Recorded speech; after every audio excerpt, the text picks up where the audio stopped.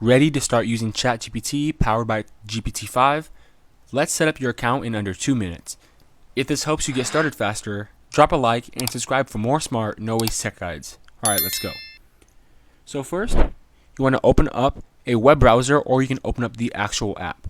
So I'm going to open up a web browser and we're going to search for ChatGPT. Then click on the official ChatGPT website and then press on login on the top right.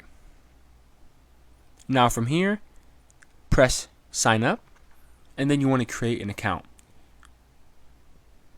To do this, just enter your email. So I'm going to enter an email, press on continue, and then once that loads, it basically created the account for me already. And just like that, you're all set with the new ChatGPT 5.